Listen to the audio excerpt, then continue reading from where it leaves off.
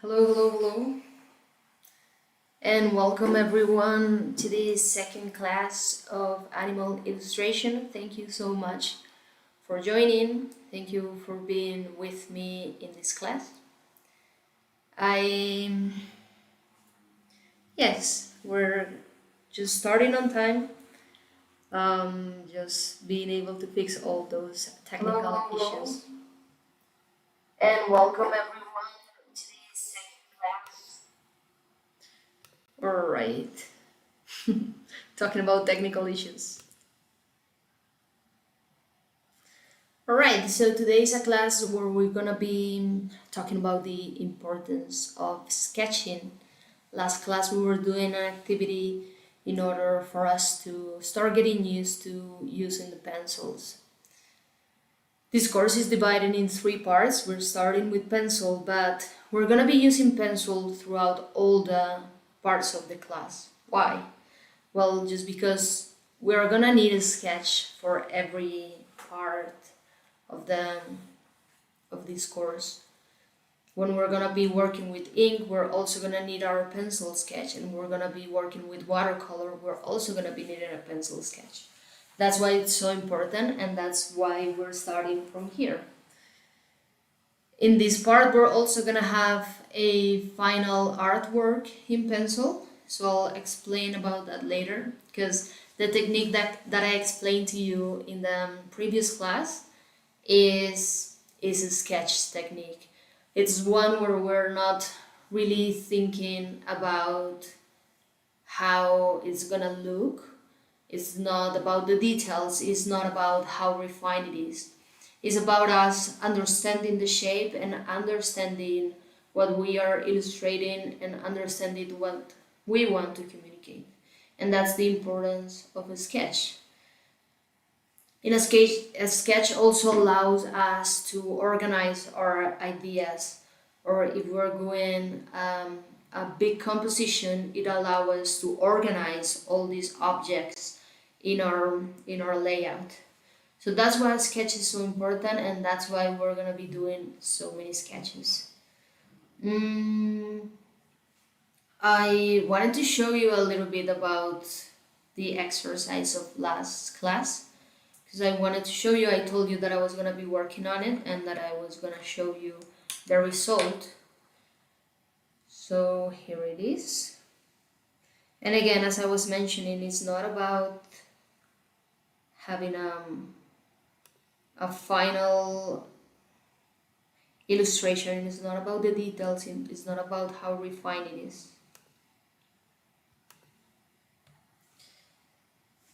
This is my exercise. I hope to be able to see all your exercises soon. On Saturday we're gonna be talking about the homeworks. We're gonna be talking about all the questions that you have, in case you had any questions in this part of the process. What do I wanna show you in this final exercise, and what maybe you also had a similar experience as I did. All these lights that we have on the leaf, I kind of lost in the beginning because I started with the big shading. So it was something that I had to draw back. And this is something we can do when we're doing a sketch, that we're not thinking, yes, I cannot draw on top of this because there's gonna be a big light here. No, that's something we don't have to be thinking right away. And that's why this sketch is good, because it helps us understand, like, oh, I have a light here. And then when you're starting on your new paper, when you're starting all over to do the final illustration, then you already know, and you can save that part so you don't have to erase later. When we're doing our sketch, we can forget about these things and just give it all in the paper. I talked a lot about last class about how hard it was for me to go dark on this part, and I think you can still see it. You can still see that it's not as dark. If you look at the image of the right, if you look at the reference, you can see that the darkest dark is around here, and I believe that's also around this edge, and my drawing is not as dark as that image. So when we see it like this, when we see it standing right next to each other, we can also notice those differences.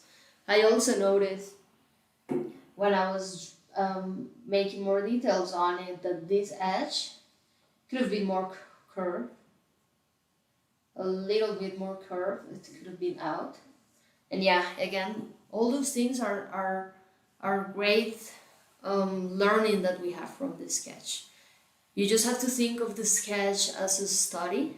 So you're studying your object, you're studying your species, you're studying your individual to be able to create really good final artwork.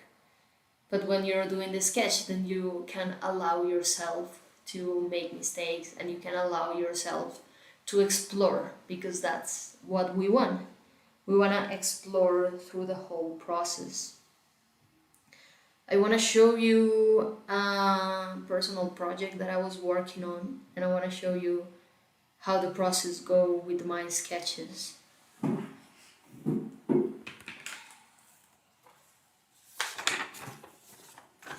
So this was what I started off.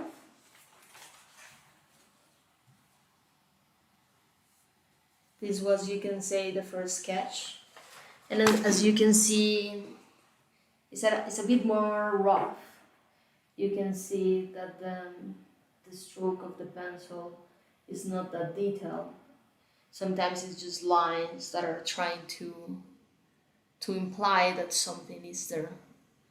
It's just not necessarily something super clean, and you can clearly see that here. You can also see here things like, oh, I think the shape of this bird should have been bigger.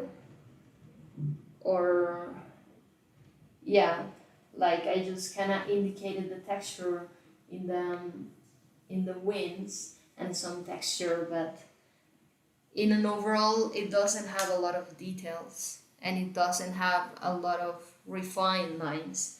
Like you can still see the stroke of the pencil. When we're doing our final work, we don't want to see the stroke of the pencil. And this was not something I wanted to have as a final image in pencil, so then it went through more steps. Then I went ahead and passed it on to ink, and this is the next one that I have. So it went from this one to this one. And in this one I was also not trying to go with the details. I just wanted to understand the shape a little bit more. I wanted to understand the head, what was happening with the head.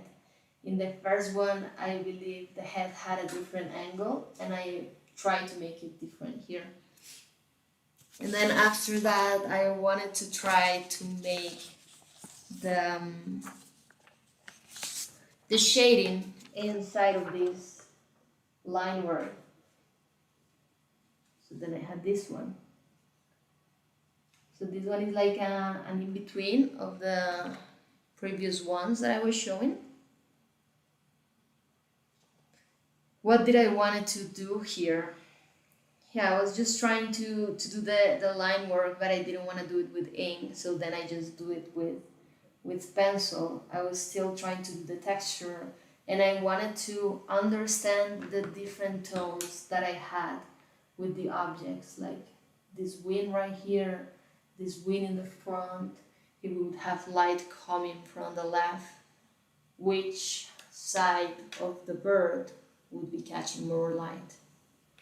I was also trying to understand what was happening with the tail, and if you see throughout the process, it had a lot of detail, had a lot of changes. And then from this one, I kind of understood that the shape of the tail was not as I would like to, and I didn't like all the details that much that I did with ink.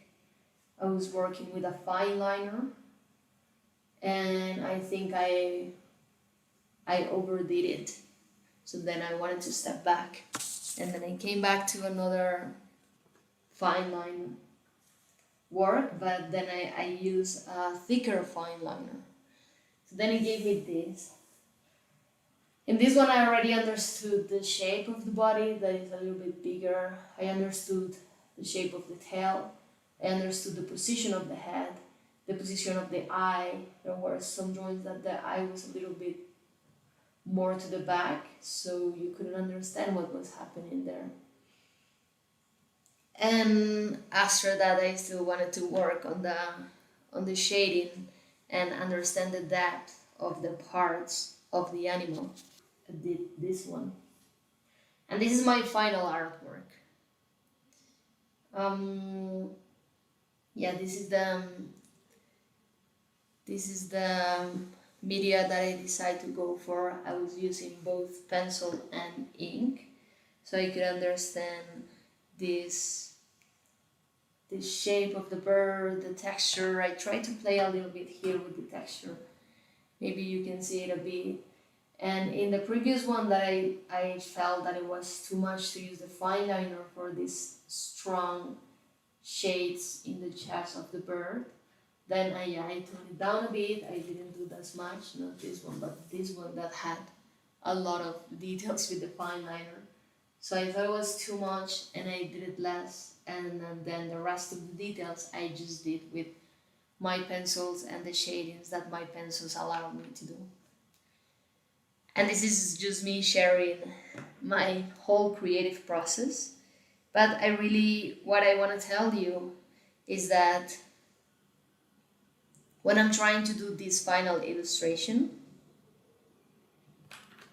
I use 1, 2, 3, 4 sketches before I get to my final illustration.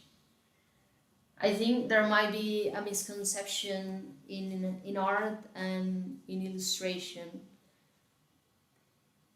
because a lot of people think that when you know how to draw and when you know how to paint, then you can just put your paints out and then just create a masterpiece. Okay, I'm just want you guys to see me as well. And then you can just create a masterpiece. But I think the process behind it is way bigger than that. So it's gonna take you way more than that. It's gonna take you a lot of research. It's gonna take you to do a proper study on what you wanna draw to get to the final result. In this class, I believe you already know, but yeah, in case you're not that aware of what this scientific illustration class is focused on animal illustration. So we have 3 parts of the course, and at the end of each part we're gonna have a final illustration. This final illustration is gonna be about an animal that you wanna draw. And in this class I want you guys to start thinking about which is the animal that you wanna start drawing, because we're gonna create a deep bond with this animal, with this species that we're gonna select. I want you guys to start researching about it. I want you guys to start looking for fun facts. I want you to start doing a little library of your animal so you can understand their positions, understand how you see them in the wild, understand their behavior, what they like. All these things are gonna help us make our final illustration.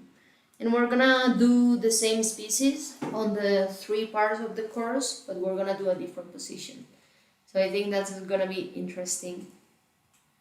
And yeah, I just want you all to start thinking about it from now. On Saturday we're gonna be talking a little bit about this whole study of our animal.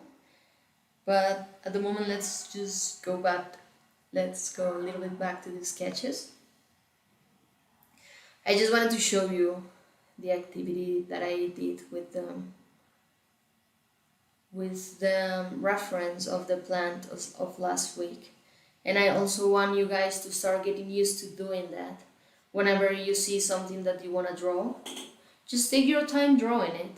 I think a lot of people think that they're not good at drawing because they don't stay long enough to observe what they have in front and to correct their mistakes and to allow themselves to make mistakes. I think that's one of the most important things. So talking about sketches, I want to show you some examples.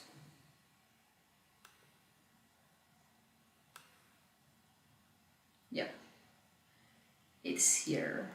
All right, let me move a little bit.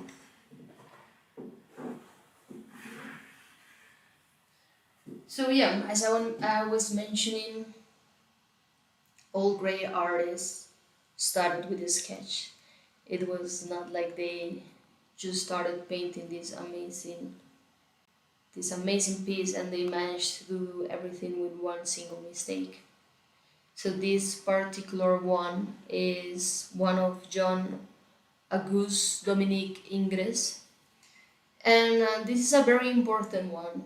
He was not a super big fan of portraits, and he was hired to do this portrait of Madame Moitessier, and it took him 12 years working on this portrait.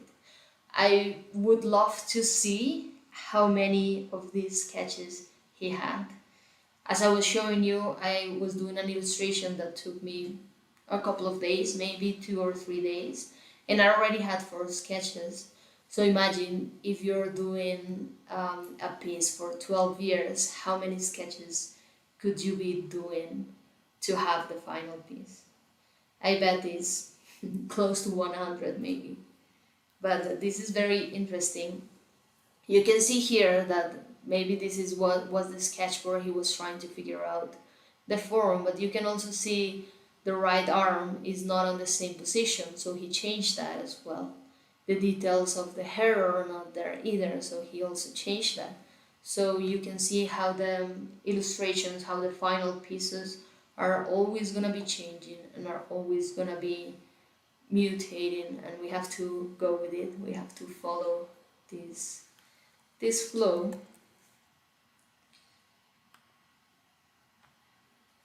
I think this is very interesting one, and it's one of the self-portraits of Van Gogh.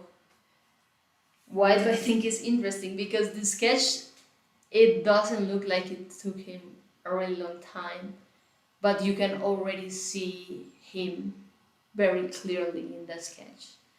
And then you see on the right the final piece, and you for sure can see the sketch in there.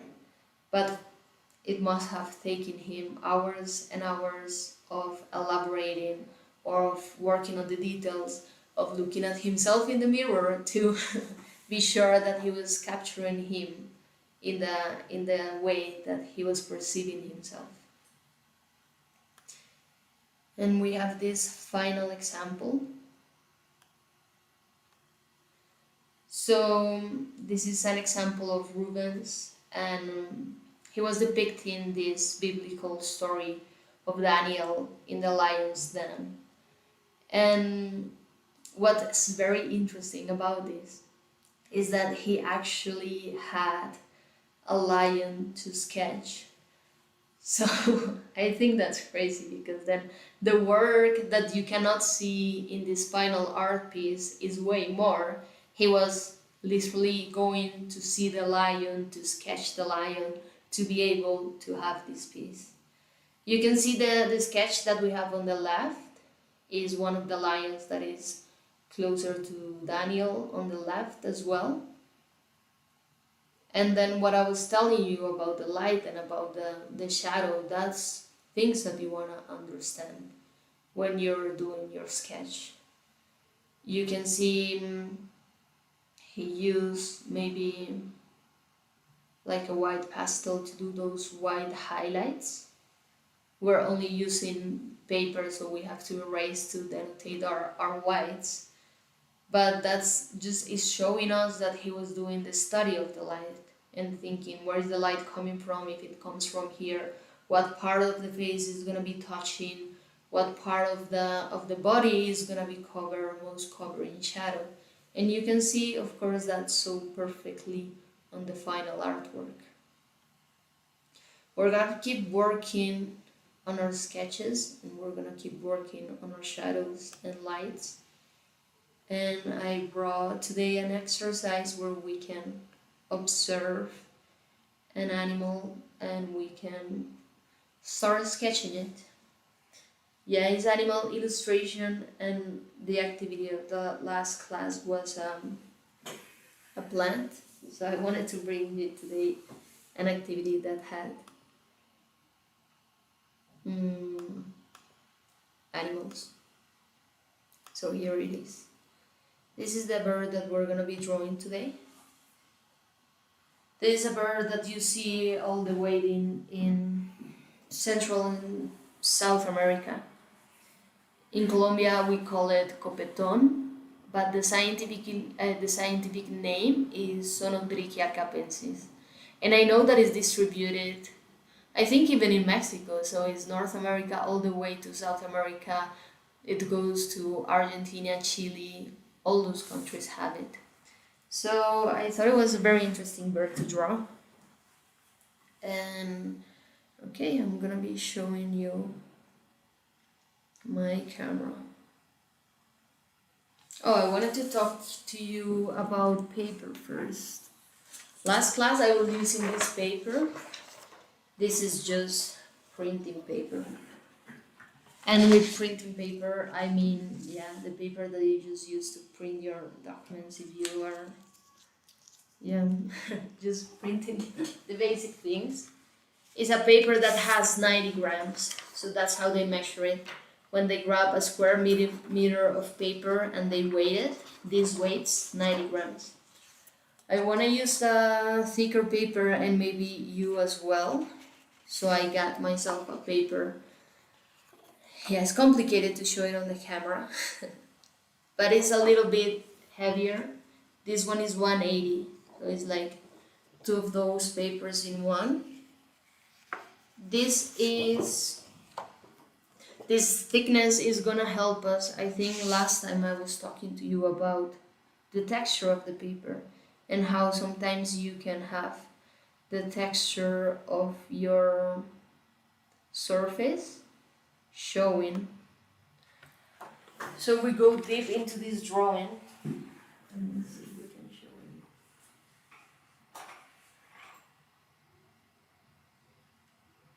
If I show you the detail of it, I hope this can be appreciated. It's a bit grain. And all this is because my surface is a bit grainy. So then when I illustrate, when I draw here, I'm passing that texture, I'm passing it to the paper. So what we're gonna have with this paper now is that because it's thicker, then we're not gonna have that texture. And that's amazing. When you're doing sketches, this doesn't matter. You can have all the texture that you want.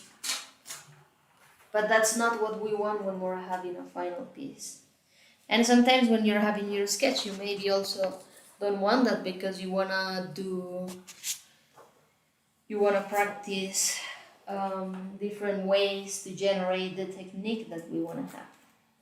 To the texture that the bird has in the wings, or maybe to show the texture of the paws of the bird.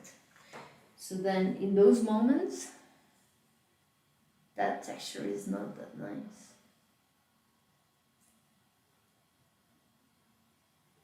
So it's a little advice for me.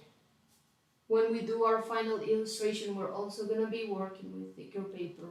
I believe for pencil, 180 is good enough. Then when we're gonna be jumping up to ink and to watercolor, to ink, maybe 180 is also enough. But for watercolor, we're gonna need thicker than that because we need a surface that's gonna be holding also, it's gonna be holding the water of the watercolor.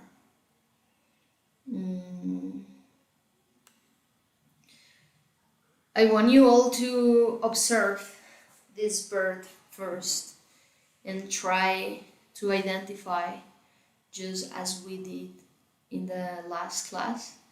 Just try to identify different geometrical shapes that you can see on it in order to deconstruct it and to start doing your sketch. Because as we started with the last one, we want to go from general to a specific. So I just want you guys to take a minute and think to yourself, what shapes do you see in there?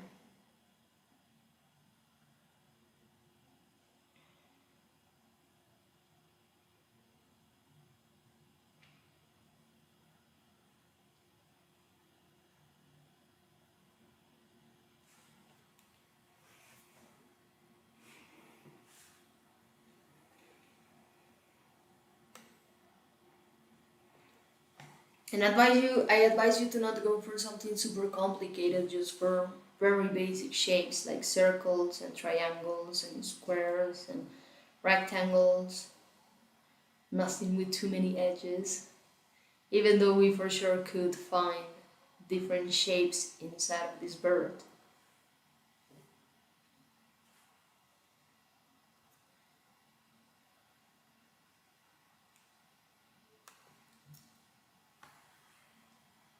And I want you to start drawing that on your paper as well. I'm gonna start drawing as well, but I'm gonna show you the shapes that I saw. I was also trying to do that with very simple shapes. And then I came up with these shapes.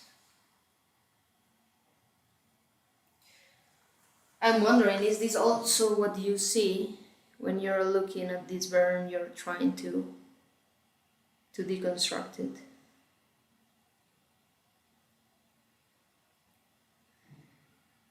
So this is gonna help us to start our sketch. When we're trying to illustrate an animal, maybe it can get more complicated than drawing just a leaf, because a leaf is just a part of the plant. If we're gonna draw the whole plant, it's gonna be way more complicated because it's way more structures. So I believe that this exercise is a bit more complicated than the one that we were doing last class. I just want to show you, after doing this, how we want the beginning of our sketch to look like. It will be something like this. This is what we want at this moment. We want to fully deconstruct this animal. So from this all the way to this. And this is a good way to start, just looking both of the things. Let's just jump into it. I'm gonna start with the middle because I believe it's gonna help me. In the paper, I want to use big part of the paper, so I'm just gonna start middle in middle with the circle.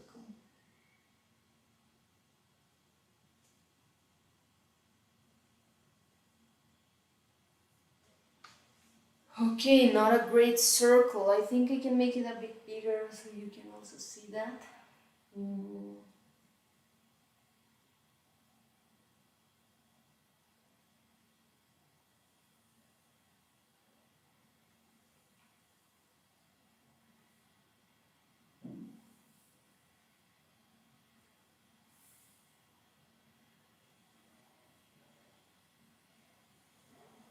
Yeah, no, I tell you, like, yeah, just think of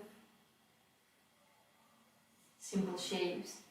Yeah, not necessarily simple shapes means that you can draw it easily.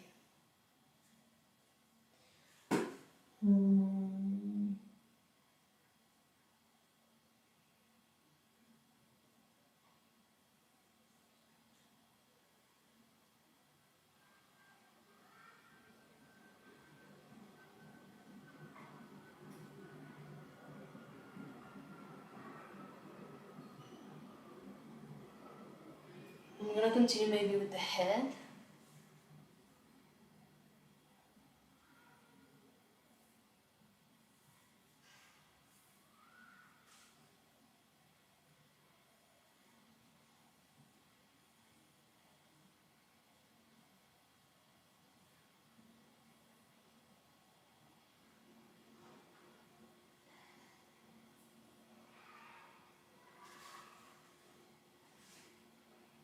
And then you can kind of see things like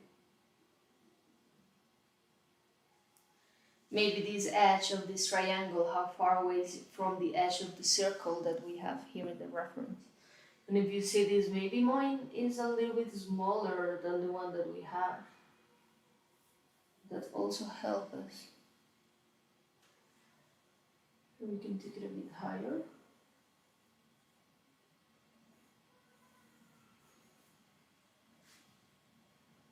Maybe something like that.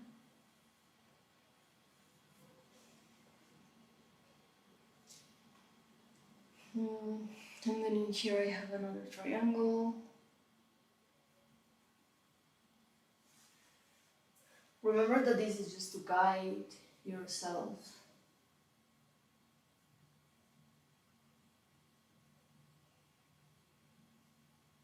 As in, don't be scared to do a bad circle or a bad triangle of maybe if it's not placed in the place that it should be. You can always erase and just do it again. Just remember that it's just sketch and you can do whatever you want with that sketch. Okay, at the end here we have like this. This part of the circle that is actually the edge of the triangle, but understanding that it's just this piece of the circle helps knowing where the triangle is placed. It goes a little bit lower.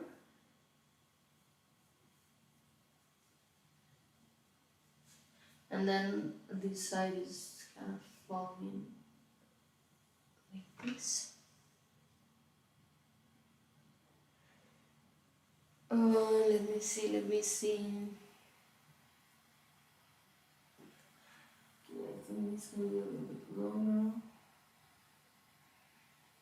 And the down line has an angle.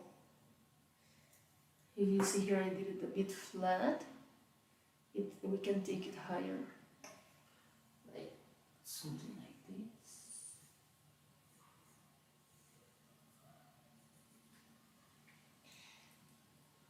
this. Okay, no. And then I'm seeing that I did it too small. This portion here is way smaller than the one we have in the reference.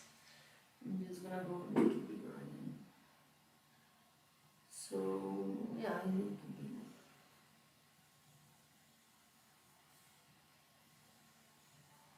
something like this. Yeah, and this line, well yeah, the line is of course longer because we have another triangle there.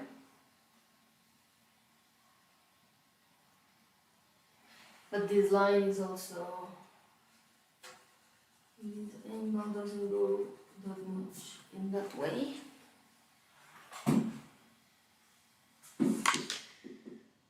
Let me see. Yeah, I will do it a bit more straight.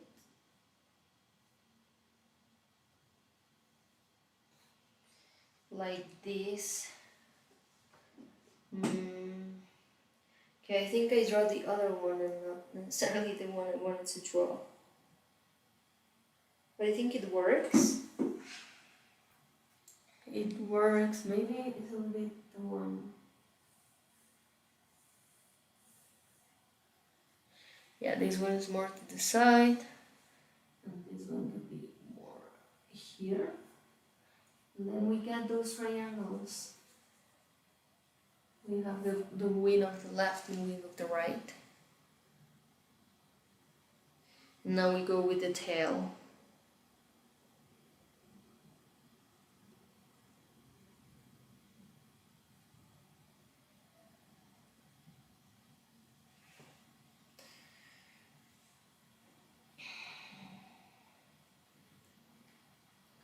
And the tail starts a bit here. A bit here. It's quite a big one.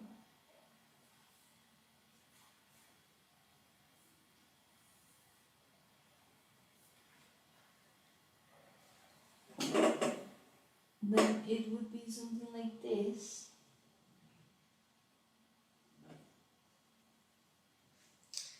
Okay, maybe I think it's...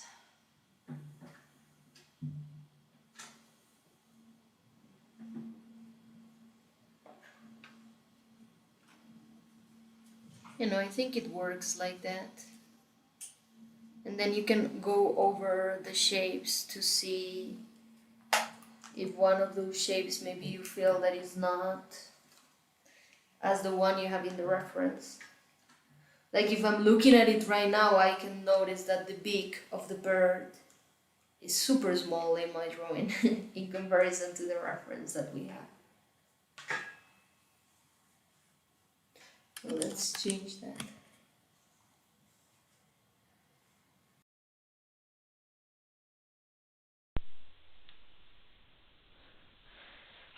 Let's see. Let's see. I think it has to be a little more down.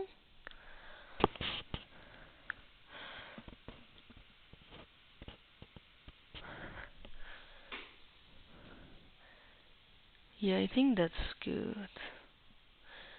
Yeah, now that I think about it. Yeah, now that I think about it, this surface is a little bit more flat in the reference. And mine is super curved. Okay, made it a bit more flat there. And then the beak is way lower.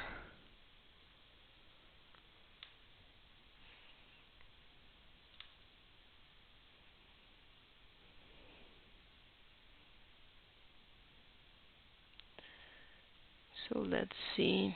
Yeah, I'm just gonna bring it down. What I'm not sure about is that I think it's also starting lower than what I draw the first time.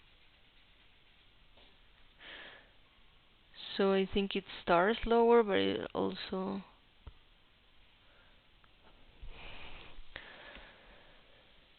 Yeah. It's not convincing me.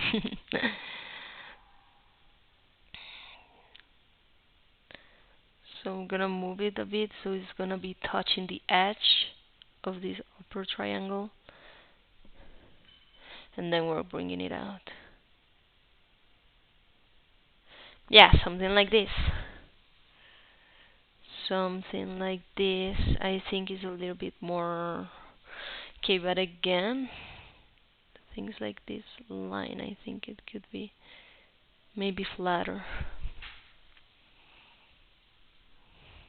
And then this angle also looks a bit off. Okay. So yeah, you can also see my process of sketching.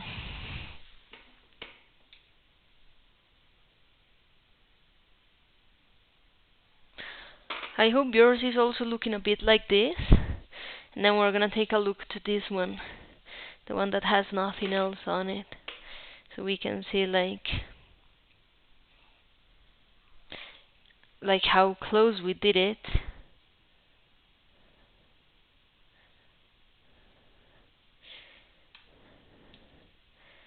Yeah, so in this moment I see a couple of things.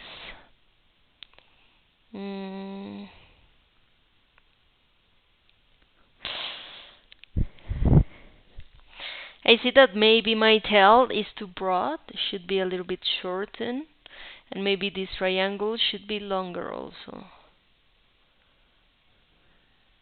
No, you know what? Yeah, it should be longer, but it's about the point of insertion here. That is more here. Do you see that as well?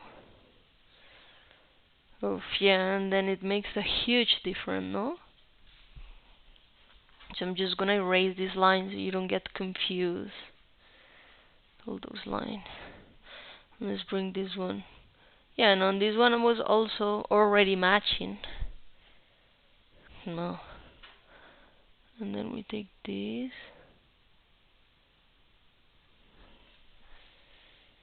And we have that.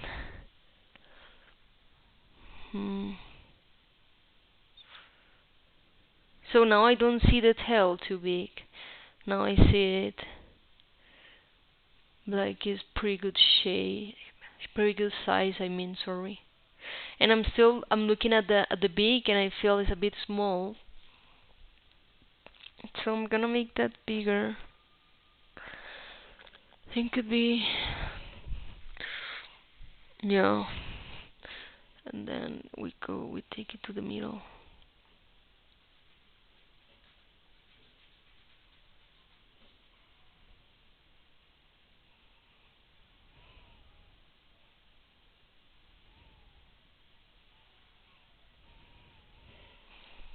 Yes, something like this.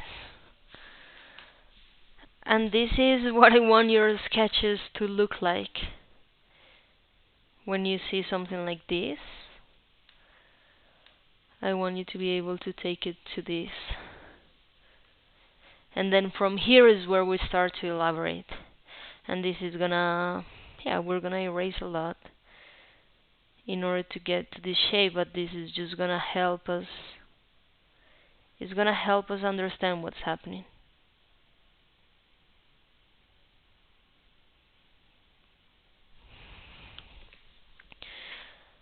I was using an HB to do this sketch. I'm gonna keep using it. I'm liking it.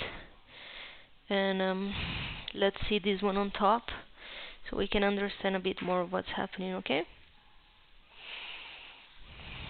So if you see the circle, you see that the body of the bird is not starting here. The body of the bird starts somewhere here. And then it just goes down. Then we follow the shape.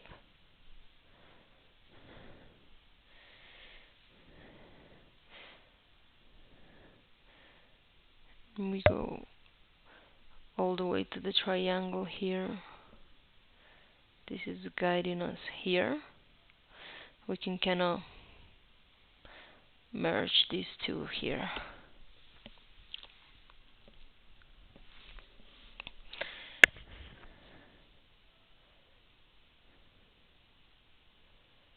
And then the tail. The tail is a little bit like inside of that shape.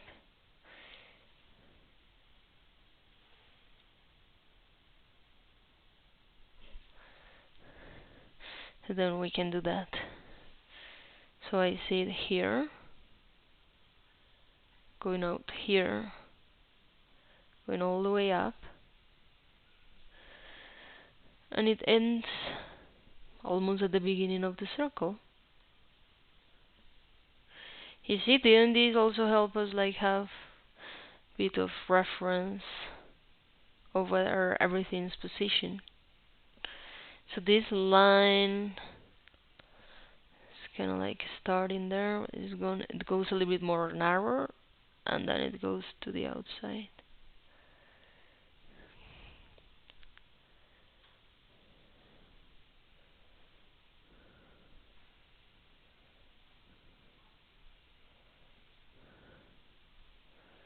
I think when you're doing this, is easy to start getting lost in details.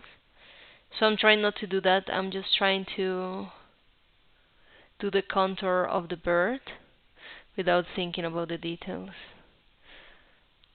So you see here, there's also a bit of contour in here. Then we go all the way up to the head of the birdie.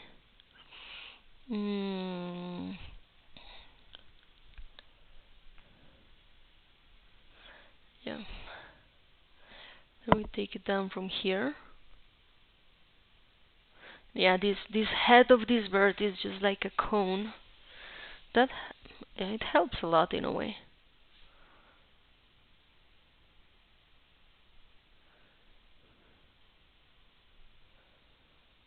So we have this.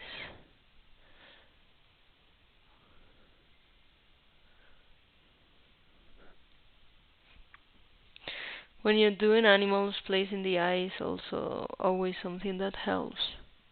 So just do a dot there, like, hey, my eye's here. We'll elaborate on that later on.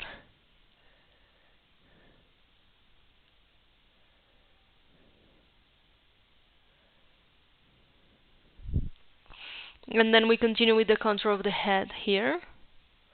It goes a little bit in, and then it goes a little bit out of the triangle. And then we keep with the circle. And it's amazing how much the body matches this circle, I think.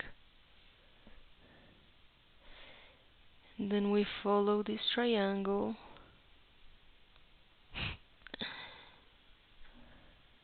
We're just going a bit out of the triangle at the end. And that'll be it. We have a wind here and then the other one here. But just a bit, really little bit.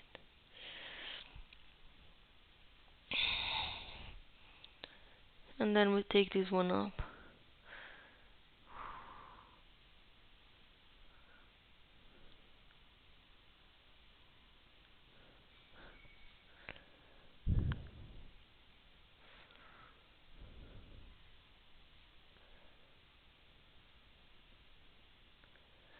Yeah, this is what I tell you about the details. If I start thinking about all the details of the wings and the feathers, I can let myself go in it, but then I have to remember the activity that we're doing.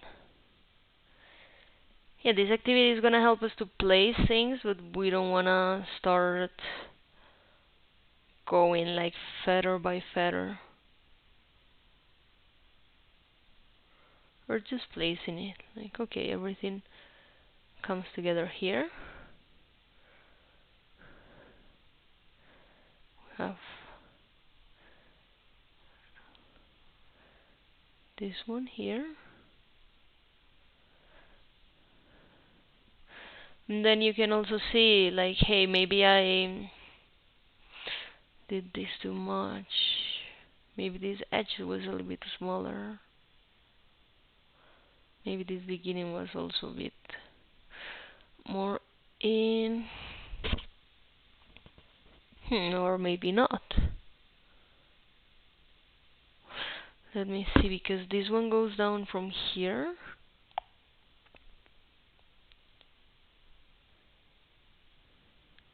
Okay. Okay, I think our first one was alright. We can merge both of those lines together. Like this. Yeah, I think I like this one better. What are we gonna do now? Now we're gonna start erasing all the lines that we don't need. And it helps us a lot to have those guiding lines. We can just erase that.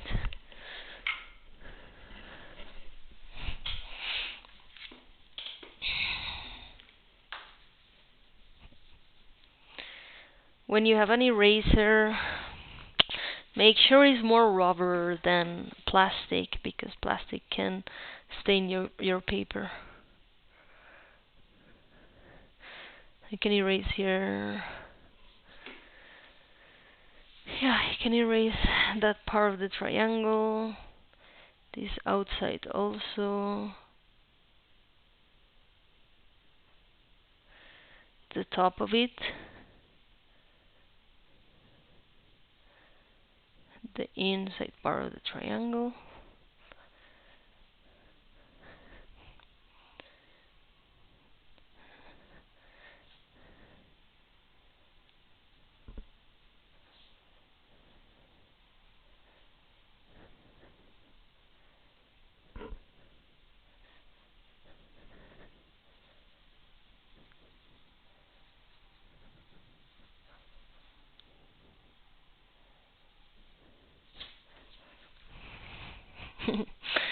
Alright, looks like a very huge bird.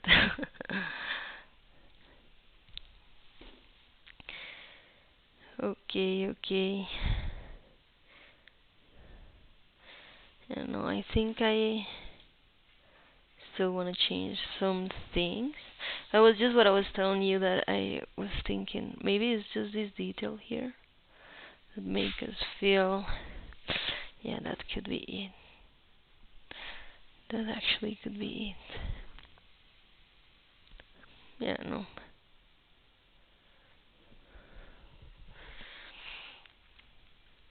Hmm. And then you know that we have a leg going out from here. We have another one with an angle here.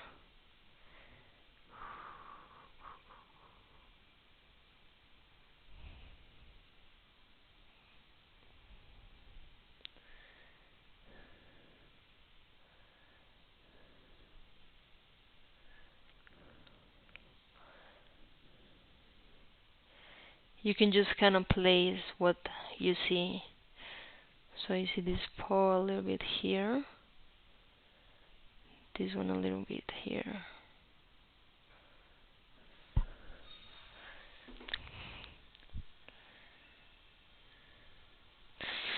Beautiful. Beautiful, beautiful. Want to erase this one as well. This is not confusing.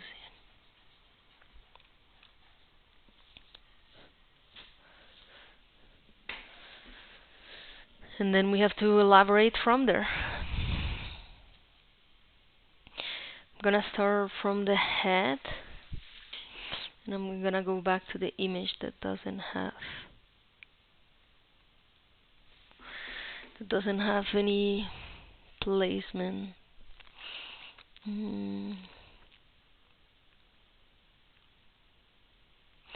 So when you're sketching,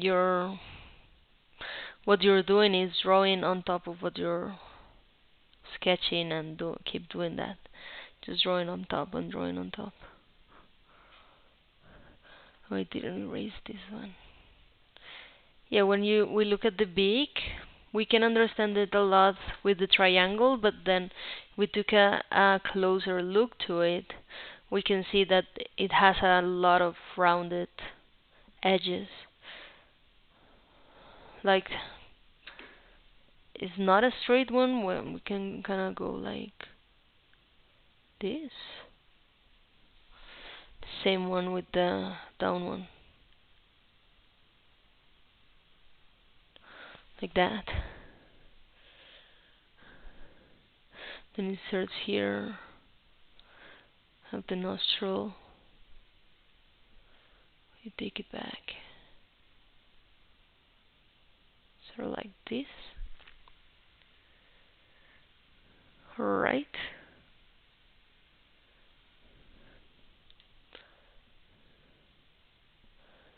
And then we can place the other objects that we see on the face. We can place all the colors. We can see different shapes in the face that we can start placing.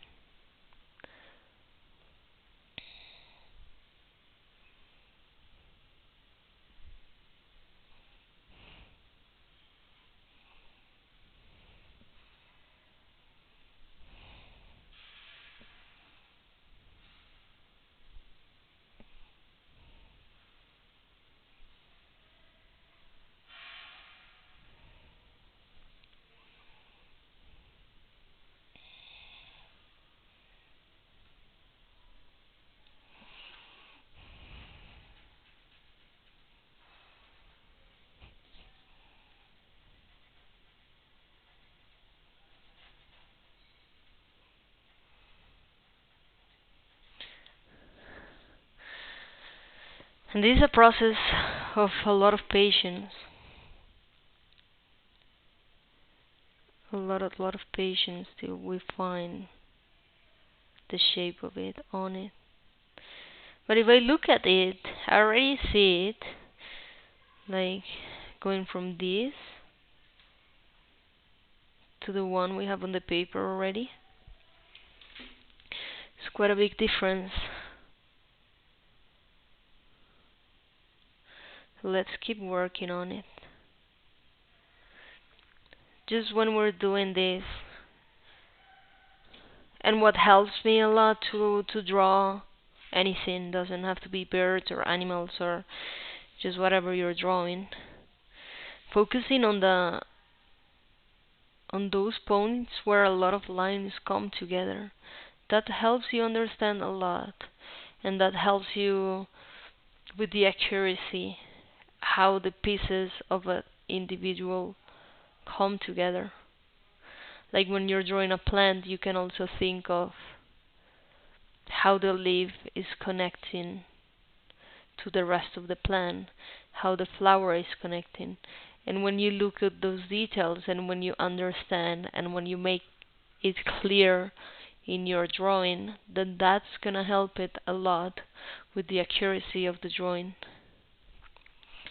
Let me go back to the one without this. Yeah, no, I'm gonna erase that.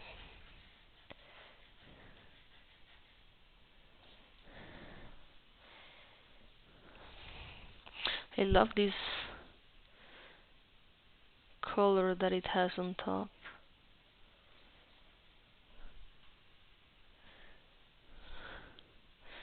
Okay, so we have this white part of the neck.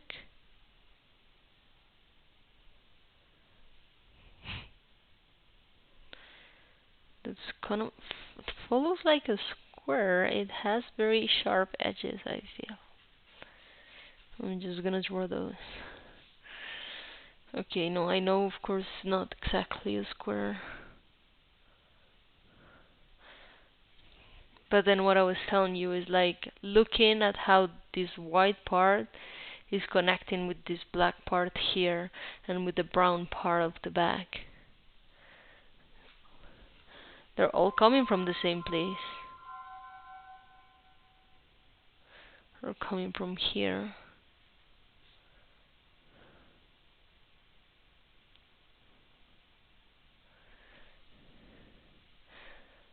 And then this one goes a little bit with the wind, goes a little bit with the circle that we had.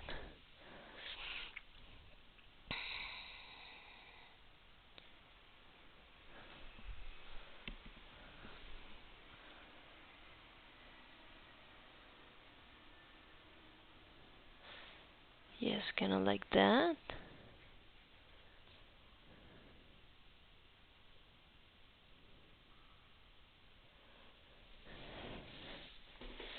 So the thing about the sketches and the thing about final art pieces or illustration pieces is that your final illustration is going to be as good as your sketch. And all the things you have to figure out in your final art piece, you better figure out in the sketch. If you already have it figured out in the sketch, it's gonna be way easier for you to do it on the final art piece. Sometimes if we forget to do something on the sketch, maybe we don't pay that close attention to a structure or something that was happening on the sketch, then we go to the final art piece and we're just lost there because that point of the process is not made for be doing research.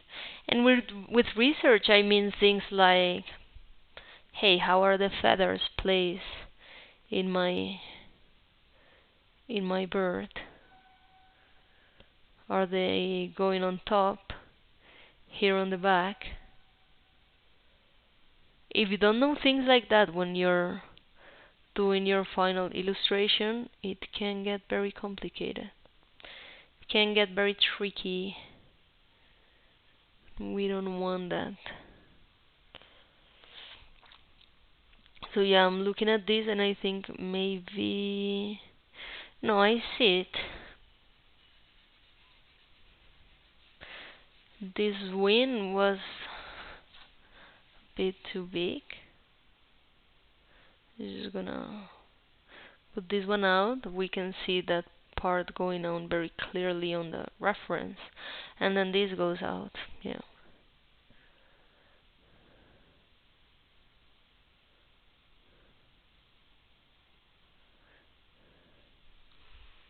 Yeah. Unless we still have this line in between that is kind of telling me that this is one wing and this is the other, and the feathers there belong to a different structure than the feathers here. And you see that I'm doing one line when, yeah, of course, is way more than that, but help us, as I mentioned before, it has just help us place it. And we're just gonna be refining that later on.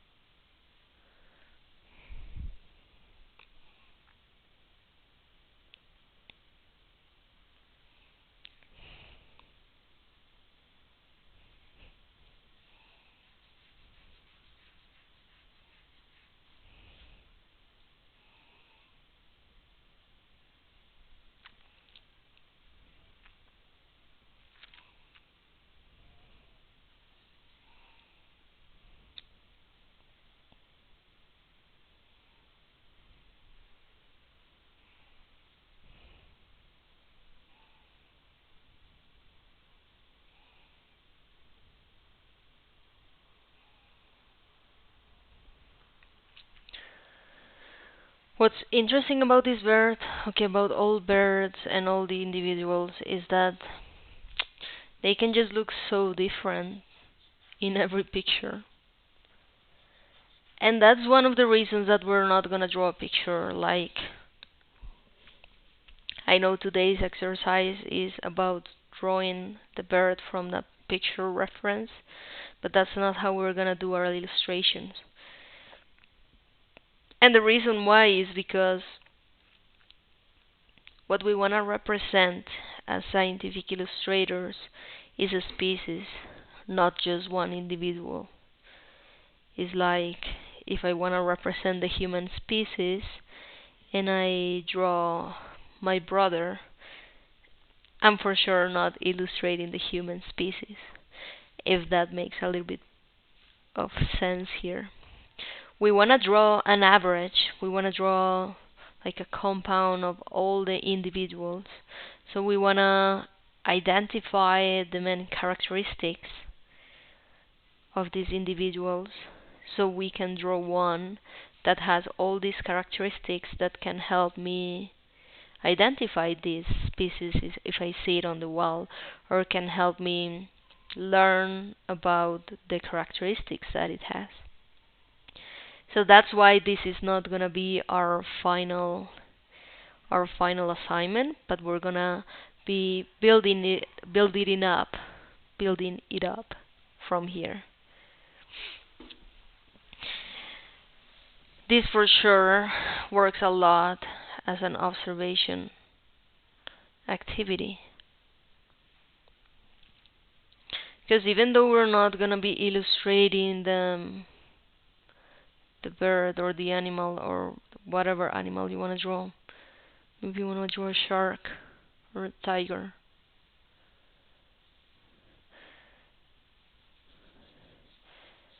It helps us understand things like I was telling you. It helps us understand the positions that they take in a wall. It helps us understand, yeah, different shapes that they can have.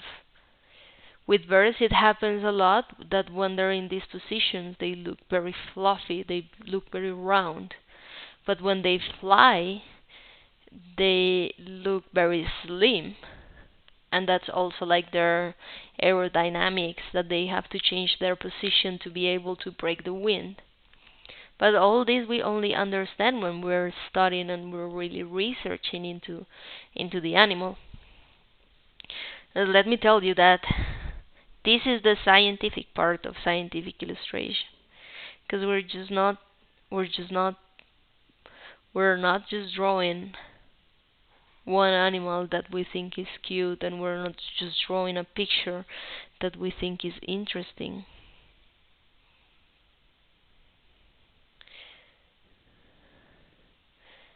Just based on a lot of pictures and based on the research that we do, then we're gonna be creating a representation of this species.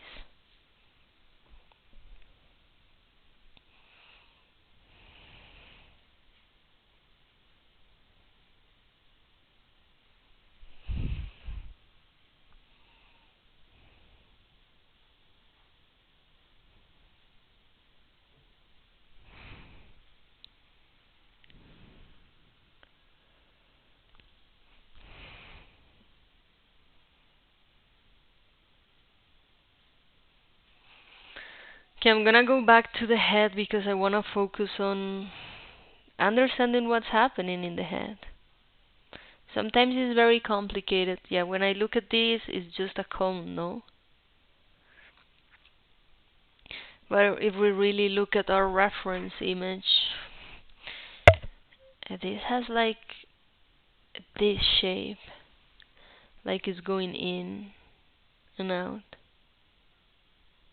And when we're doing a sketch, this helps a lot.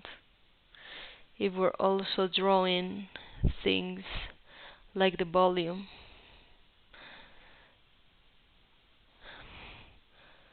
So like this.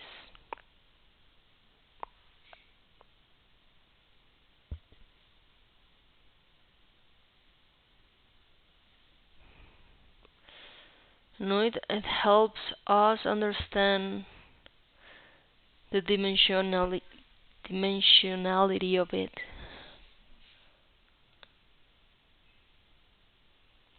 And when we're working on the shading, this is also going to help us because we're going to see that the shading is going to move along with the volume of the object. So if I know that this is going to go like this, then I know that my shade is going to go in that movement. And if we follow that movement, it's already going to help us to give more and more volume to it, to understand the depth of the object. And so look at this, and I can clearly see that it has like this shape.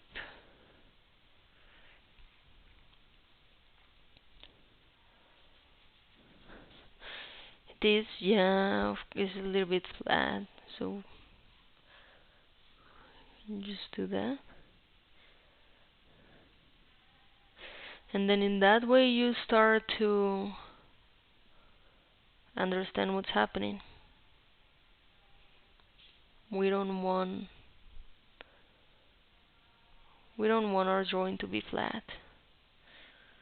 We want to give it that depth.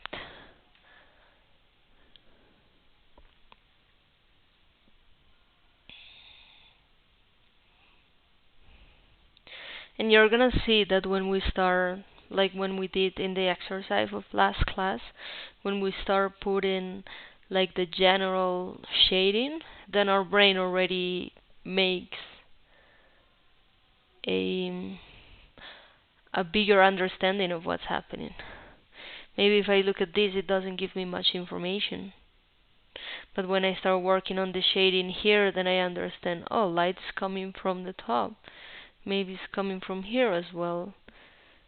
Yeah, I think light is coming from here in this case. From this side. From right side. So then I'm gonna have my shading here, and then I see that is again touching my object here, and that I have a shadow here. That is the shadow of the animal. Okay, but let's figure out what's happening with the face, and then we'll go to that big shading.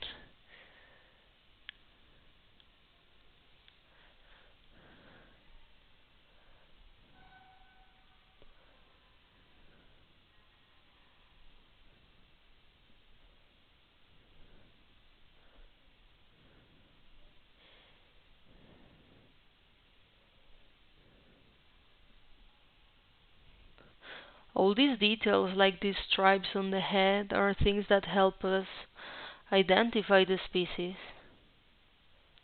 Like the color of the neck, the color of the chest. Those things really help us identify what species we're looking at.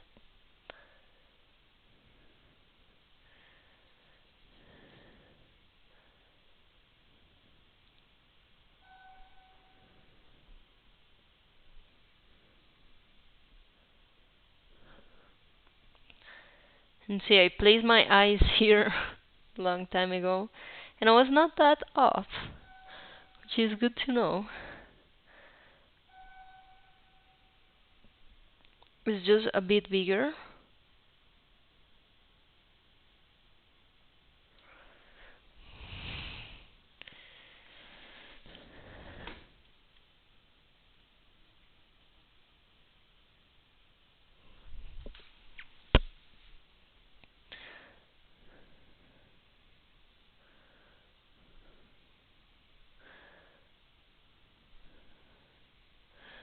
And the black stripes on the face also. It kind of goes out of the eye as well. Just merge here.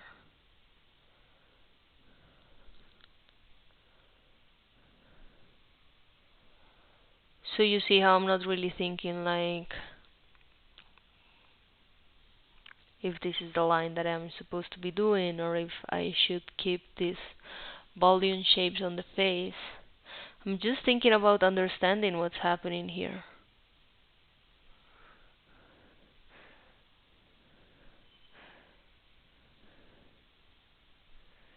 There's also big shading here under the beak.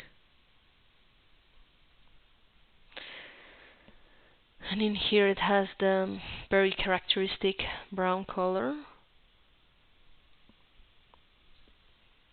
You know, I'm thinking that this is too big. The neck, I'm just gonna make it a bit smaller. Yeah, just like that. Yeah, I like it. I like it. And then in here we have, okay, we have the brown, but we also have a part of black on top. This is the black, then we have the brown here.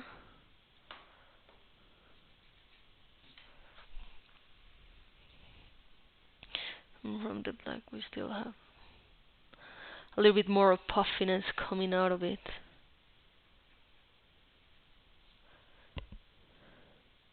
It's a big chest that this guy has. And this line that I did before helps me also place that brown here. And do you notice how light is very strong here? It's really touching this part of the body. And then we have a stronger dark on this part. Like all this part is the darkest dark that we have. So let's draw that, shall we?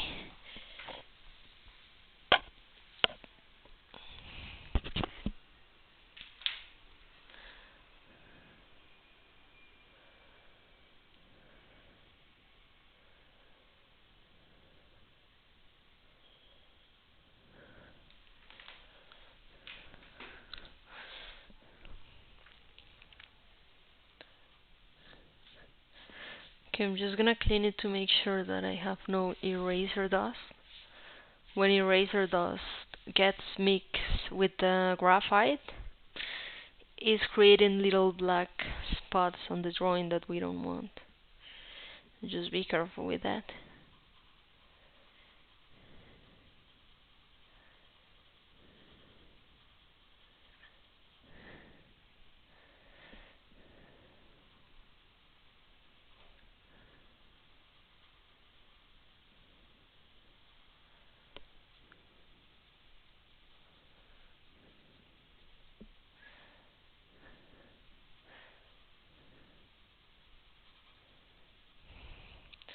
So yeah, we have couple of feathers that are catching the light here, but they seem to be on top of it. So everything that's behind that, under that, is gonna be on the shadow.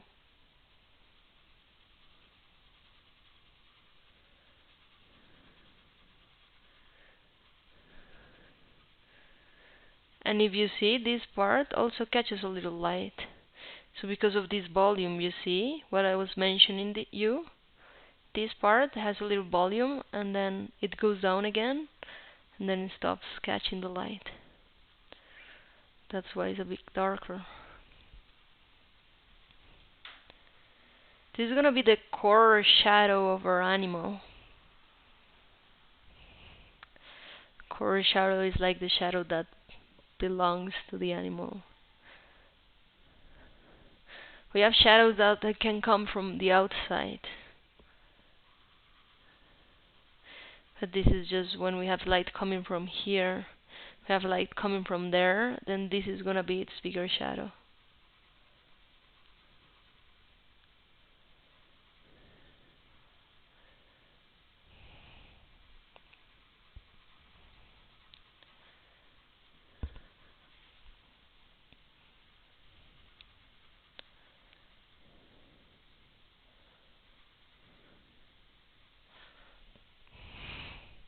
So what I was telling you about the texture of the different papers is very noticeable with this paper already.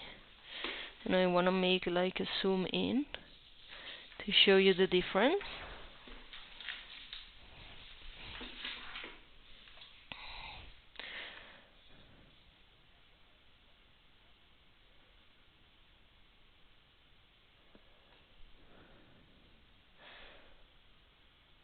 Can you see that there's almost no texture?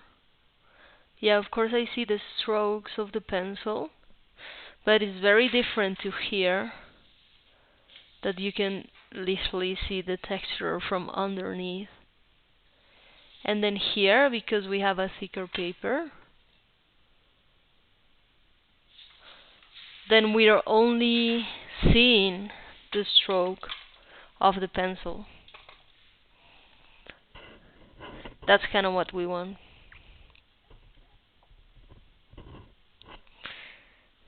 Oh, it's looking good already.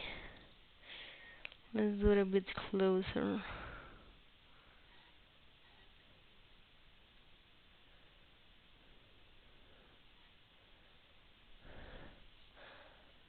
Alright. Okay. Let's continue with this shading. And what I was telling you, only applying a little bit of shading here, your brain already makes way more sense of it than it was doing before.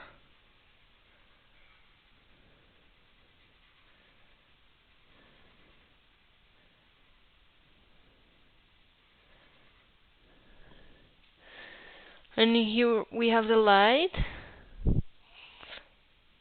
and back here we have a little reflection light.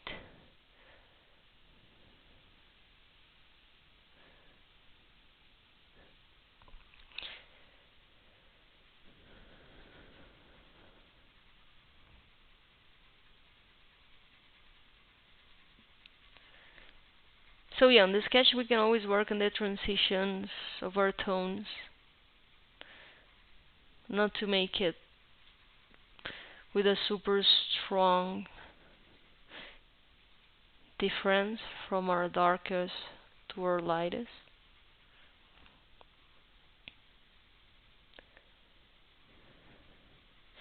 And as we mentioned, this is our light, so we're heading to the light.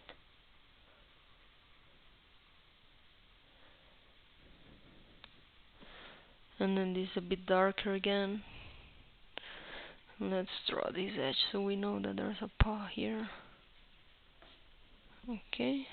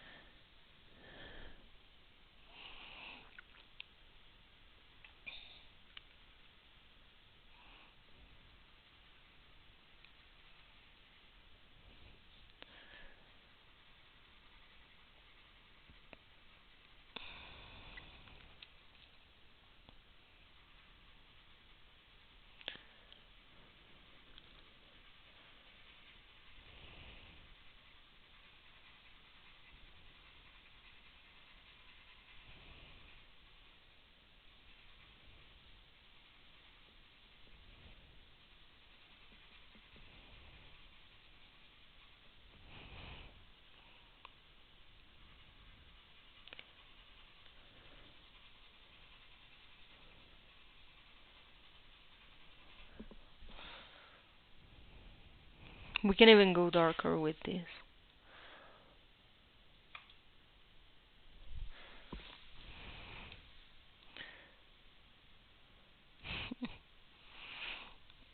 Hmm.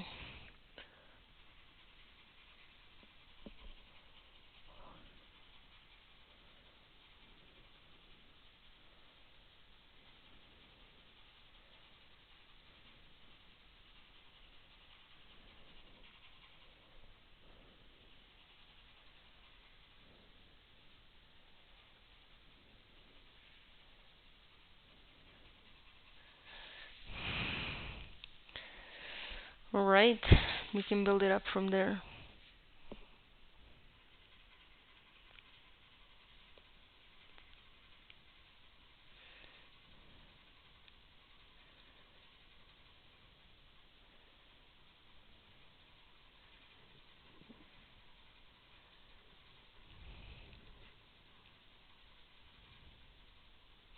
You see, like at the moment we're not thinking about color, we're just thinking about the shading.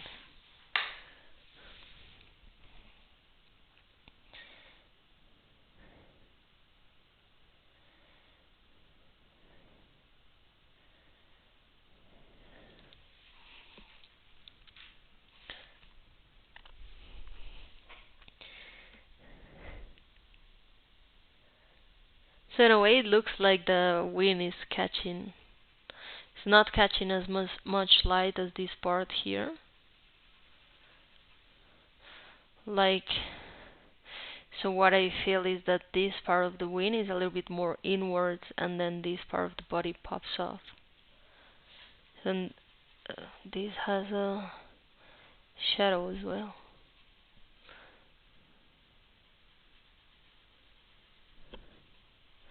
And then it is, while it's going up, then it is catching more light.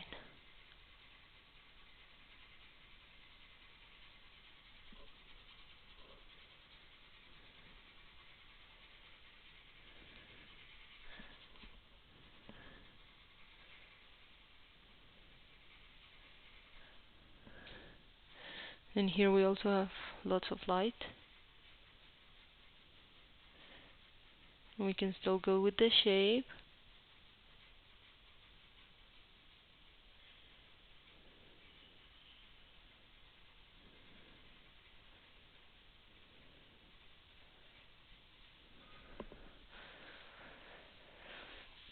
And let's do the tail. This is what I was telling you before, that it has a shadow here of its own body.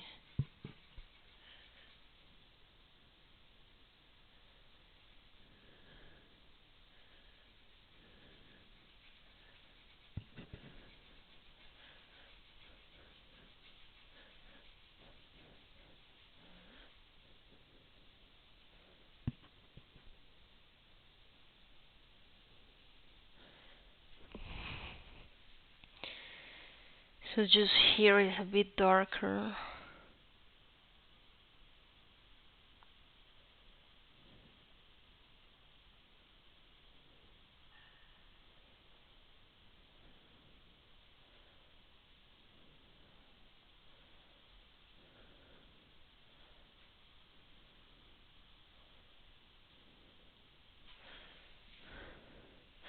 Alrighty. Let's focus again on the face, shall we? Because I think the rest of it already has a lot of form. Like you can already see a lot. You can already understand a lot of what's happening here. Yeah, maybe also of the head, but look, this, it has a light in here. Like light is also coming from this way. So I feel we have two sources of light. Like all the back part of the bird has a lot of light, and then the shading goes on this side. That's also why the wing is on the shade. If you see this part,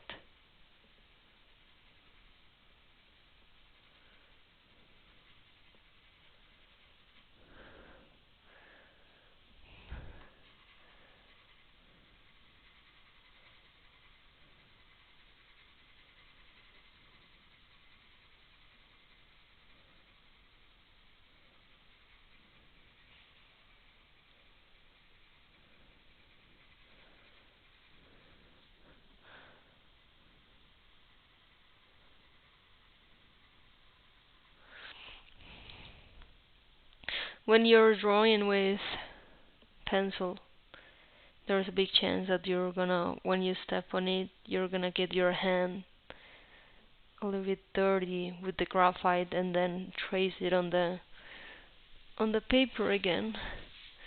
So what I recommend sometimes is just to use another piece of paper just to place your hand, and just so you make sure that that's not gonna happen. Yeah, again, okay, yeah, this is the sketch. We don't have to worry that much. This is just a really good tip, really good hack that you can use when we're gonna be working on our final piece. I'm gonna lose the paper and work on the head. So yeah, I told you that this is kind of coming inwards. So if you see, shadow is very strong here.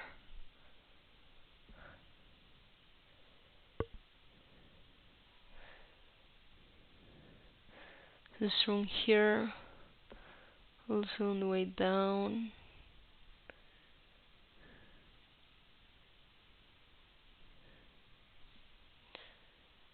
Here under the beak.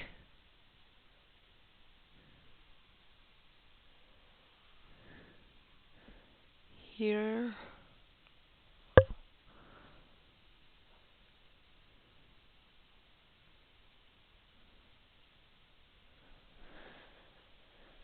And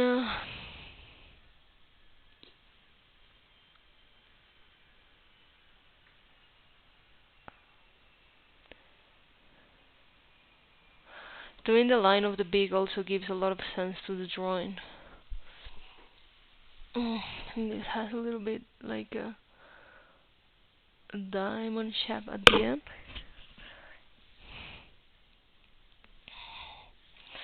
Let's focus more on the head. I'm gonna show you.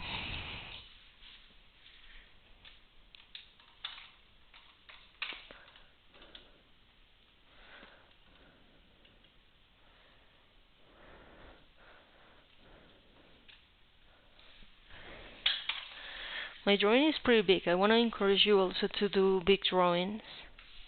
Use your paper, take advantage of that.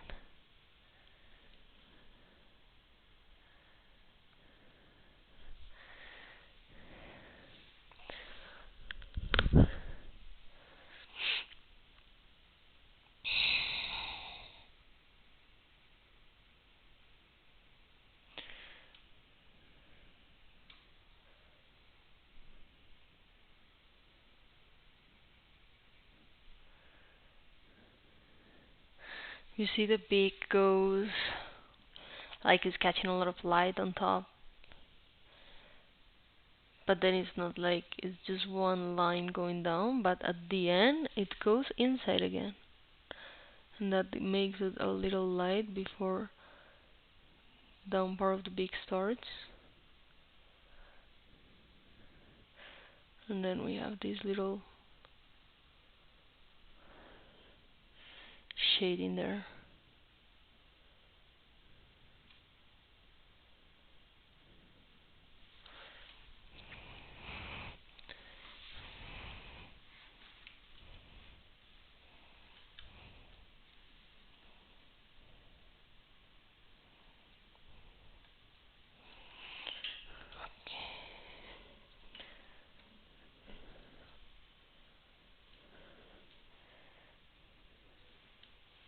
I believe my eye is still too small. I also believe that maybe it's the ring around the eye.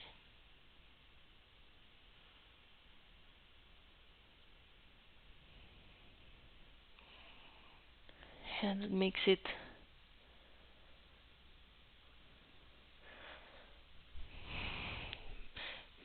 look stronger already.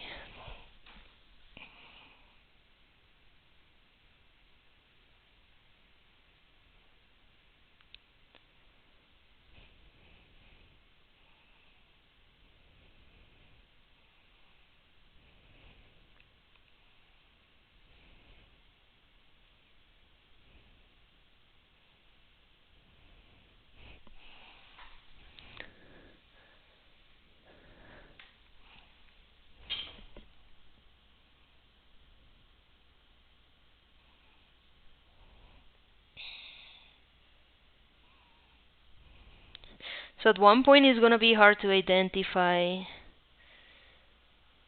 the things that are dark because of the color and the things that are dark because of the shading. And in the head is very tricky because the bird has a lot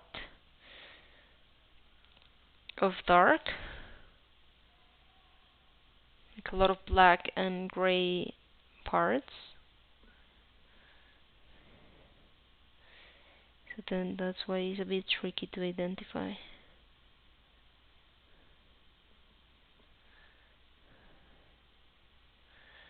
Let's see.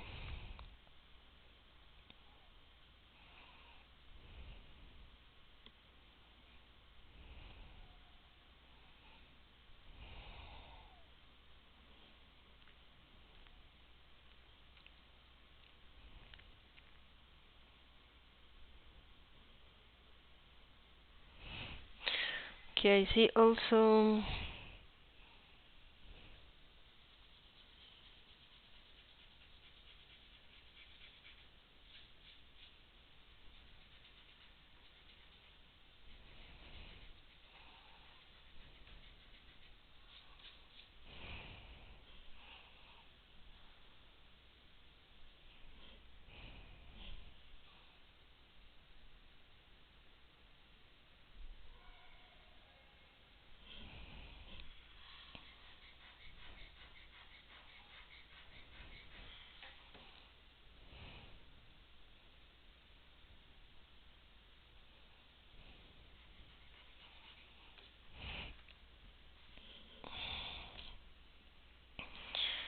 Of course, when you're sketching, you can do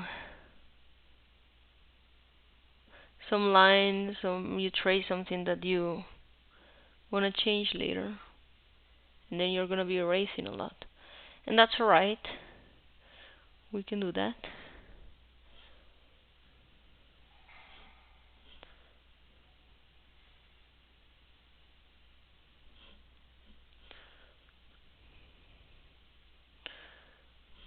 Just because we had all these guidelines already, then it's way easier to place everything.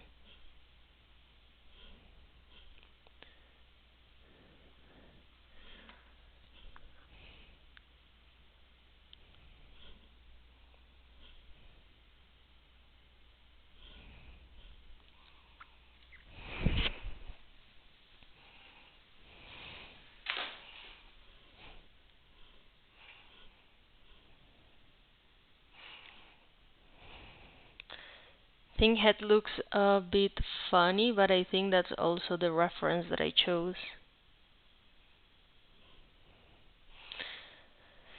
And then again, another reason for why we shouldn't use only one picture as a reference.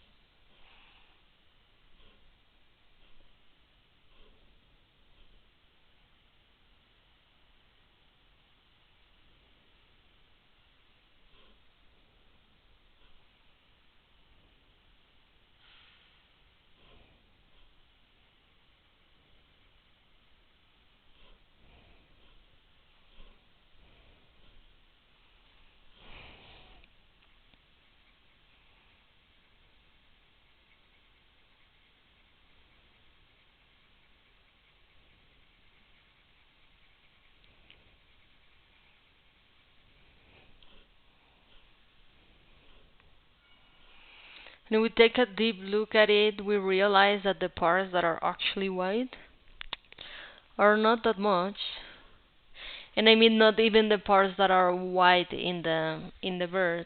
Like I know that this spot here is white and this spot here is white. But that doesn't mean that in our illustration is also gonna be white.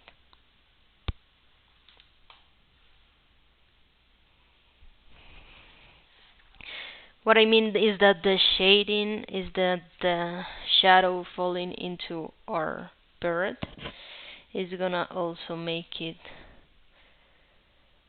not white.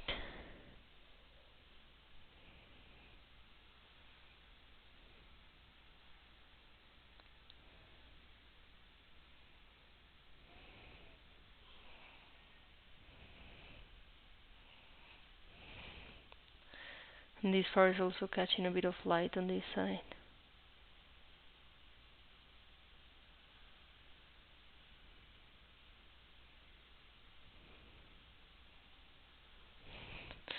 What I'm gonna do is just use the shape of it to transition to it.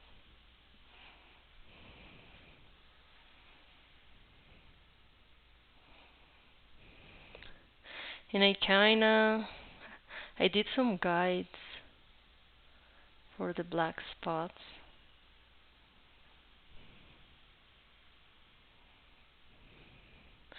Now I'm thinking that my eye is a little bit higher than it should. Yeah, no, for sure. Because if you look at this part, it should be a line here. Okay, let's bring it down.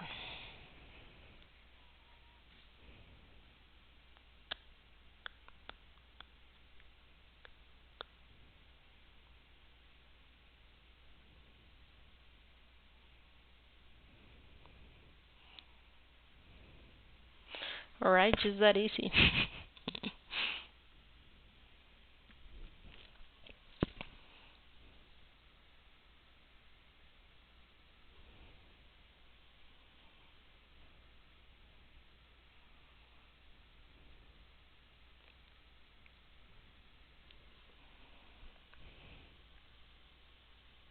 So when we're doing all the details in the face and trying to do all the lines and everything that this animal has, it helps to think that everything is also part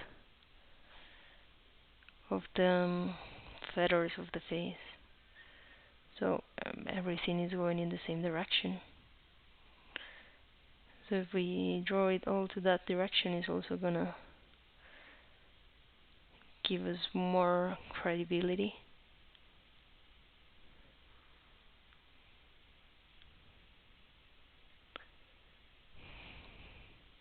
At this point, I'm just realizing that the pencil I'm using is not gonna get to those darks that I wanna get in this part.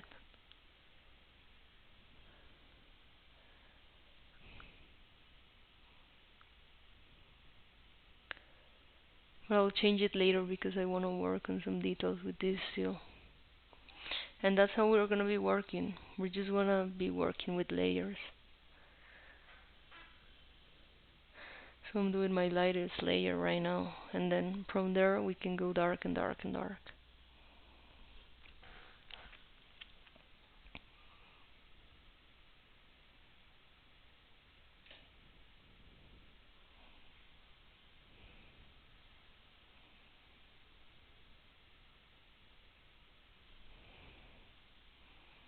Yeah, and when you're doing the details, you also realize things that you didn't realize before, like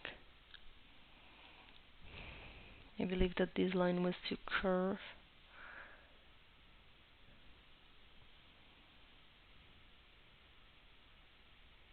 Now I can make it a bit flatter here.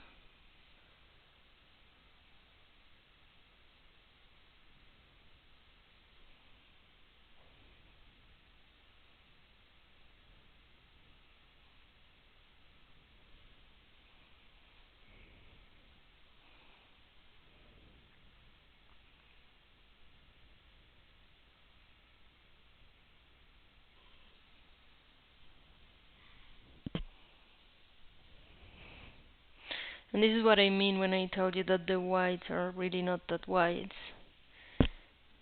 Because now all this white is super flat, so it gives us no volume, it tells us nothing about the position. But if I say, okay, light is hitting this part of the bird, then it's gonna have a gradient till it's dark here.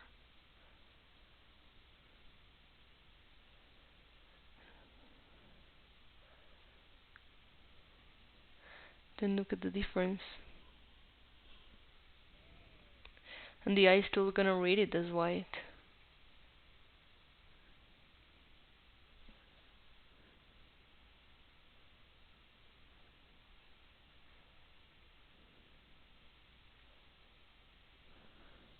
But now we know that light is catching here, and then it gradually turns.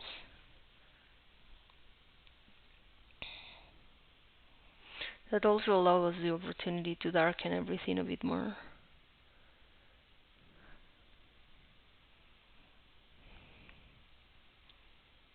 And this detail is just way bigger than what I draw all the times before.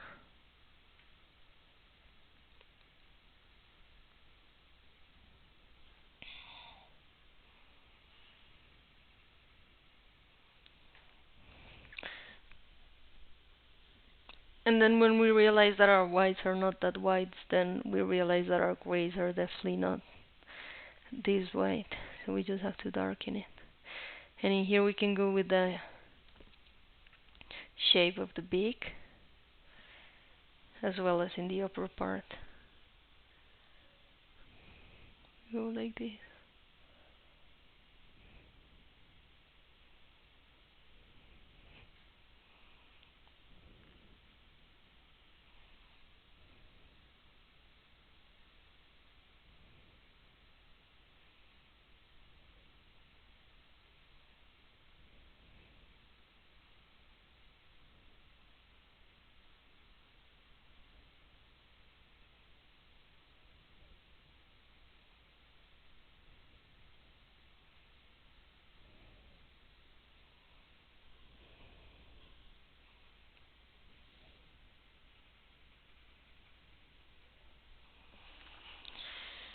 Alright.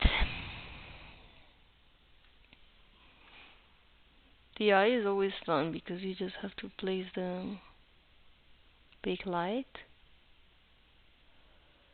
You do the pupil.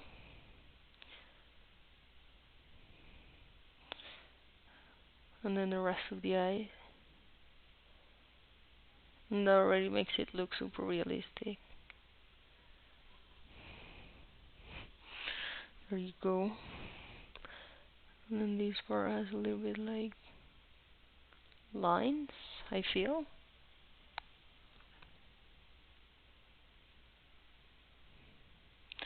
I'm gonna go with lines.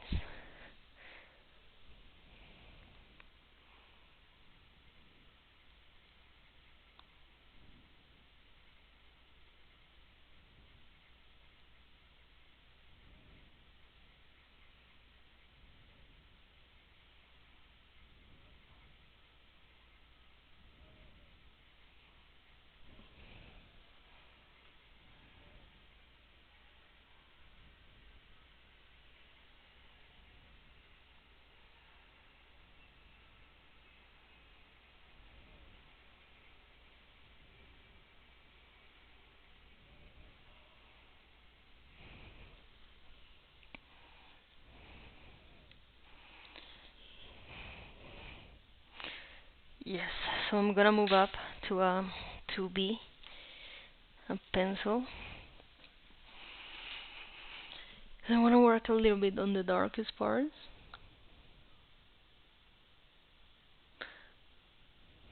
We're gonna make this pop.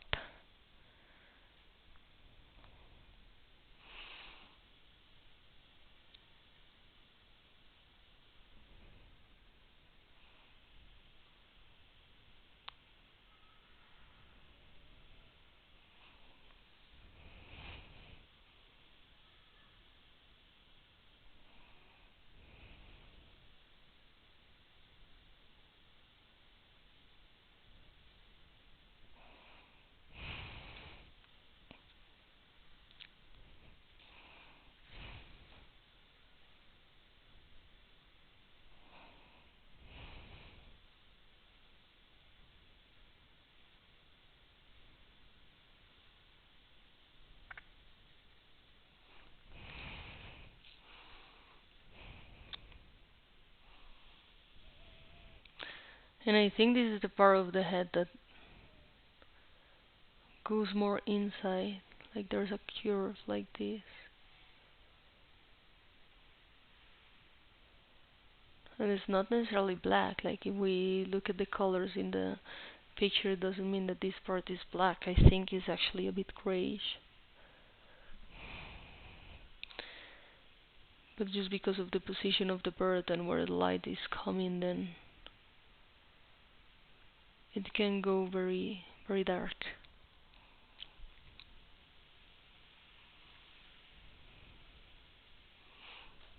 And we can also do like the edge of the beak.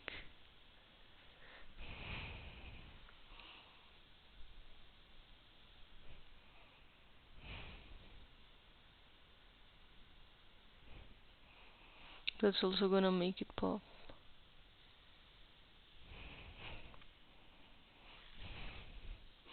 And this lower one I can even do all.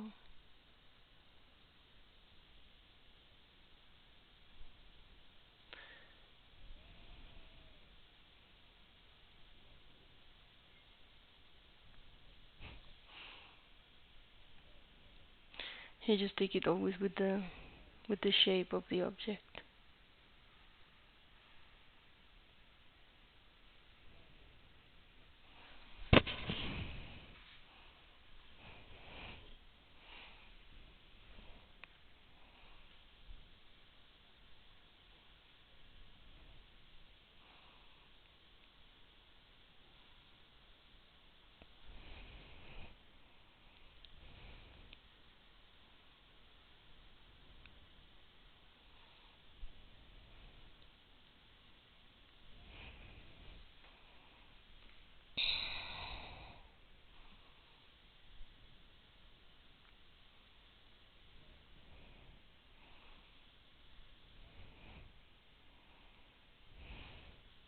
Always with these black details, we're already gonna have a very, just like a closer idea of what's happening with the bird. We're not necessarily gonna have a super accurate representation of the bird, the closing off. And just like I mentioned, this is just a study. This is just us trying to understand how the bird works. And I mean like how its shapes work, how the light is gonna hit it, how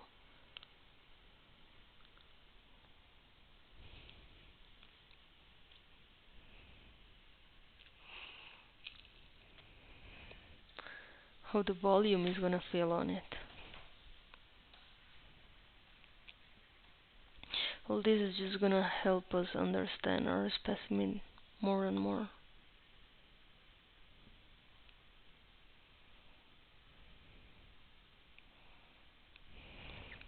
And look, like even in the blacks, this black here on top is quite light.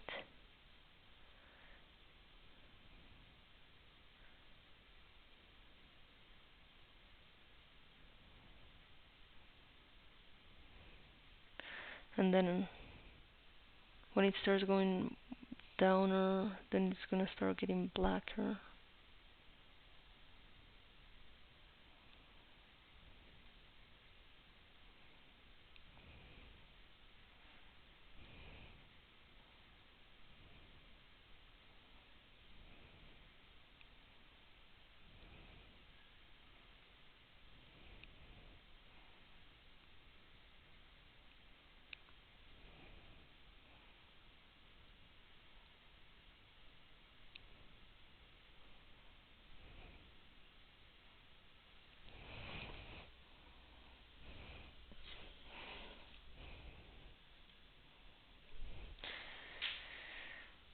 Okay, I think we can still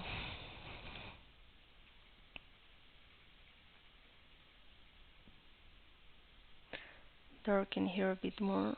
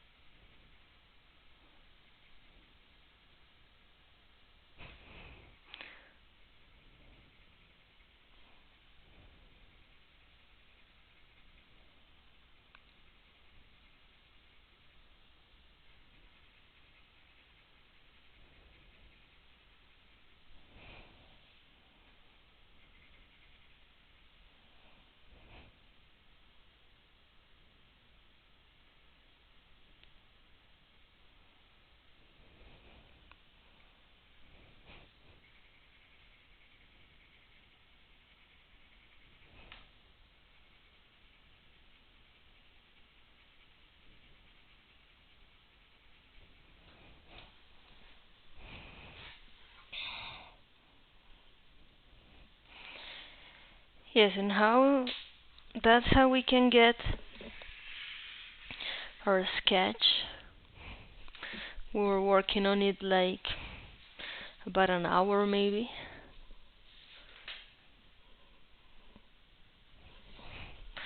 And look at it's looking already.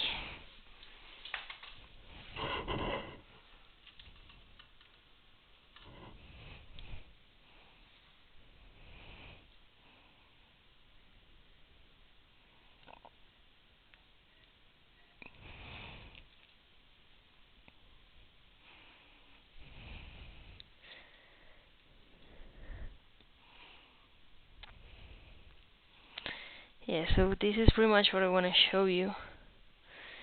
That we don't need a super amount of time or super amount of effort to make our drawings already look like our references. We can keep working on this for a long time. We can keep elaborating and elaborating until we have a complete understanding of what's happening in this representation that we have on the right, what's happening on this picture. But as I was mentioning, we don't want our final illustration to be just the drawing of a picture. And I'm not saying that drawing a picture is wrong, of course it's not. And I really like to do that as an exercise, like we're doing here today. It's a great way to start understanding volumes, to start understanding shapes, but it's definitely not what we're gonna do. So I want you guys to think, and I want you all to think what you wanna draw for this whole course, because we're gonna choose one animal that we're gonna start studying a lot and start researching. There's a website that is very interesting for animals that's called iNaturalist. I'm gonna send you the link on the chat. Let me look. I'll send you the link on the chat so you can start browsing on the website, and maybe you find the species that you want to start drawing. And I want you just this homework this today is just start reading about it, start looking at images, start looking at positions, what would you like more, why you want to illustrate that species, what's interesting about it, where does it live, what does it eat, all those things I want you to look into. And I'm gonna send you the website so you can start looking for the species that you're gonna start drawing. In the next class, I'm gonna be telling you more about how we can construct all these different references that we have to create one that's gonna make us create a sketch of our actual illustration.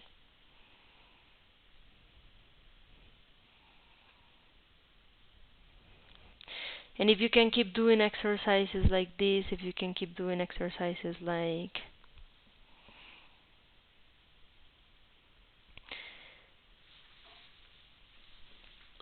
shading, we just really want to get used to using the pencils, to understanding the volumes. So I'm gonna send you the link right here. Alright, so you have the link of the iNaturalist website. This is a website where people from all over the world that like to go outside and take pictures of animals do that and upload the picture to the platform. And then there's this team that is reviewing if that picture that you took is actually the species that you think it was. So when they decide which species it is, then they put it in the folder of the species. So then it's just a huge library with a lot of information, with a lot of pictures, and it's a great way to start to get to know your species. Alright, I think that's it for us for today. I'm really happy that you joined all with this exercise. I hope you all also got to this point. And if you can keep working on it, that would be amazing. I'm sure I'm gonna keep working on it, and then I'm also gonna be showing you what came out of it. Yeah, once again, I appreciate you all for coming to this class, for spending these 2 hours with me, and I'll see you next class. Bye bye.